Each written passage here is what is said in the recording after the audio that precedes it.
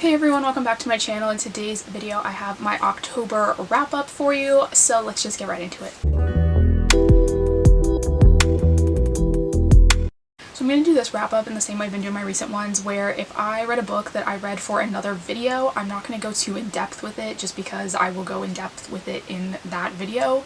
So hopefully that cuts down how long this is going to be, because I do have a lot of books again for you today. I did also do a mid-month wrap up this month, so I will have that linked down below as well if you want to see that one. So the first book that I finished in the second half of the month was To Hate Adam Connor by Ella Maise. I absolutely love this book. I loved To Love Jason Thorne too, and I'm really sad that I didn't pick these up sooner, because I actually have had To Hate Adam Connor specifically on my radar since before like Book Talk even got into that, like when it was the old cover with the guy in like the tank top or shirtless or whatever on it. Like that's how long I wanted to read this book, and I just finally got around to it, and I'm so glad I finally did, because I really love this one. I'm actually going to buy the physical copies of these books because that's how much I love them. This one follows a girl who's just broken up with her boyfriend, and she moves in with her best friend temporarily, and her best friend is dating this big actor, and the best friend is like a best-selling author, so they live in this big house in this nice area, and they're actually the couple from the first book. And so she moves in with them temporarily, and they find out that this actor, Adam Connor, is moving in next door with his son.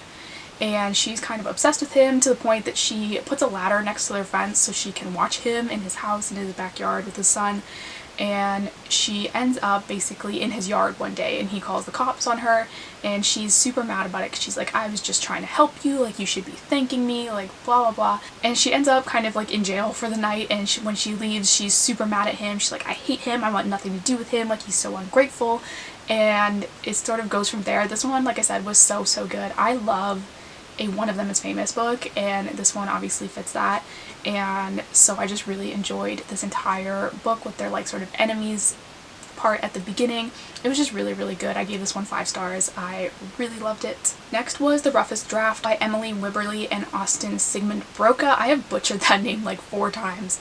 But this one is one I am reading for another video, so I'm not going to go too in depth. This one to me was sort of like beach read meets people we meet on vacation. It's 2 authors who co-write books together. They sort of have a falling out, and now they have to come back together to write a book, and they kind of are mad at each other, but they also are both going to this house that they used to stay in when they wrote the previous book to write this new book, so they're kind of forced to be together, and that's sort of where this book goes. I did enjoy this one, gave it 4 stars. Next was The Penalty Box by Odette Stone. This is the 3rd book in her hockey series, and this one follows Micah, who is kind of got like a bad boy image going on, and his agent, I think it is, tells him like, you need to clean up your act, like we need to get you married. And like she sort of promises the team manager or owner or whoever he is that this guy is engaged and he's settling down and he's like getting serious about things. So she ends up kind of stuck where she has to find him someone to fake date, and so she ends up suggesting her personal assistant Charlie, who has always had a crush on this guy, and so she thinks it's like a terrible idea that she fake marries him, because she's like, I'm absolutely gonna end up like hurt in the end. And it sort of follows the 2 of them. This one was really good. I gave it 4.5 stars. I really loved the aspects that like he didn't want anything to do with marriage. She like was kind of worried she was gonna fall for him, and he was like, oh, but I kind of like her. And I just really liked how this one played out, and the vibes from it. It was really good. I really enjoyed it. Next I read High Risk Rookie, which is the 4th book and the last one that is out for this series. I don't know if this is the last one like period, but it is the last one that's out right now. And this one I didn't love as much. This one was definitely my least favorite in the series. I think I gave it 3.5 stars. It just like wasn't for me. This one follows a woman who, she flies to Mexico and she ends up hooking up with this guy, and she doesn't realize it's the rookie she's trying to sign. And then they get back, and there's kind of like this weird thing where like she's trying to be his agent and she's trying to be professional about it, so she can't be with this guy. And I don't know, I just felt like this book was a little all over the place and didn't really explain a lot of things. Like, and they kept referencing the age gap between them, because she was supposed to be like much older than him, but they never once mentioned her age or what the age gap was. So I thought it was weird that they kept bringing it up, where people would be like, oh, he's with an older woman, but like they weren't saying how old she was. And I just thought that was really strange that they were making a point to point out that she was older than him, but not by how much. And like just like little things like that weren't mentioned, and I thought that was sort of strange. There's some like things with her family that were sort of unresolved in the end, and I don't know, I just felt like this wasn't complete, and it just like, I didn't like the couple, to be honest. I felt like I was disconnected from them the entire book. It was okay, like I said, definitely not my favorite in the series. Next was The House Across the Lake by Riley Sager. This is another one that I'm not going to talk about because it's for another video. I personally didn't like this one. Like I said, I'll talk about this more in a future video. I gave this one 2 stars, was not a fan of this one at all. Next, I read It Starts With Us by Colleen Hoover. Like everybody else on the planet, I did do an entire video review of this book, so I will link that down below as well if you want to watch that. I will say I gave this 4.5 stars, and I've noticed since I've posted my review video that this book is getting a lot of mixed reviews. Like I feel like it's either getting 3 stars or 5 stars from people. There's like really no in between. And I think the reason for that is I've noticed a lot of people were like expecting this to be its own like standalone Colleen Hoover book. And that's not how I was ever looking at this. I didn't really know what it was going into it, and so I didn't have any expectations, but really this book is an extended epilogue of It Ends With Us, and I think if you look at it that way, you'll love it. If you're expecting like a plot twisty standalone, then you're not going to like this, because that's not what it is, and that was never like what the point of it was. And so I don't know, I feel like that's why people are so divided on this, is just like based on what their expectations were from the book. I wasn't expecting a plot twist. In fact, I think I would have been upset if there had been a plot twist, because to me, the entire point of this book was just to give Lily and Atlas their happily ever after, and the book did that.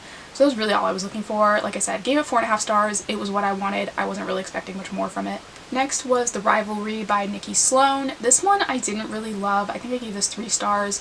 I felt like this leaned too hard on trying to be like an enemies to lovers kind of thing.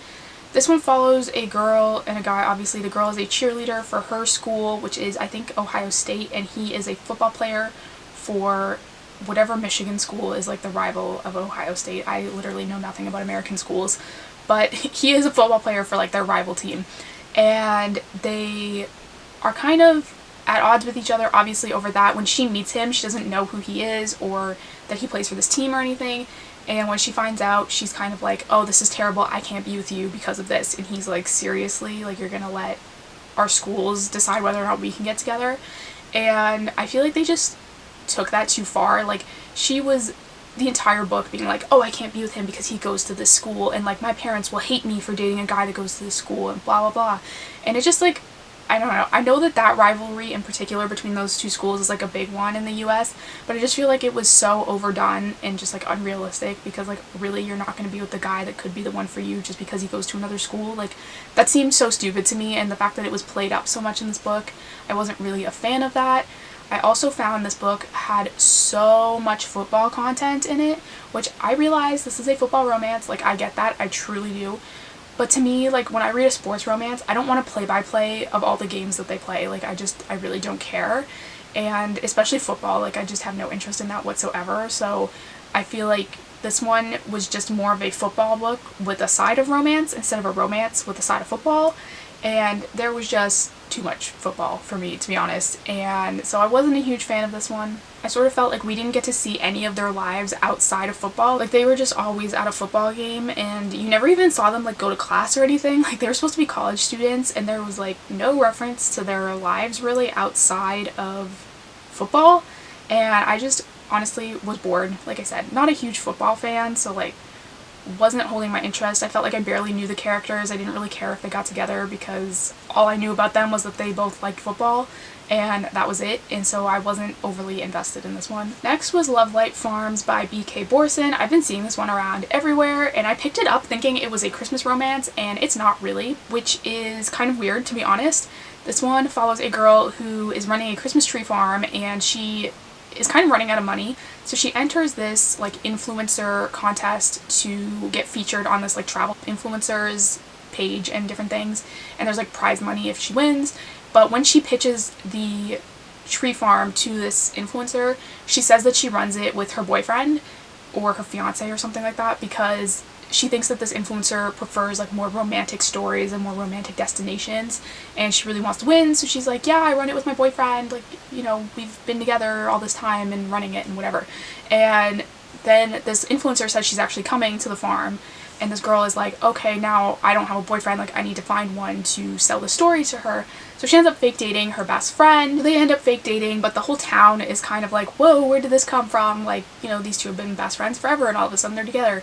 And so things kind of go along with that. And this one was cute. I gave it 4 stars. I was surprised, like I said, this didn't really have anything to do with Christmas other than the fact that it takes place on a Christmas tree farm, which I thought was super strange because it just looks like it should be a Christmas romance. And so I thought that was interesting. Wasn't what I was expecting, but I did enjoy it. I did think it was cute.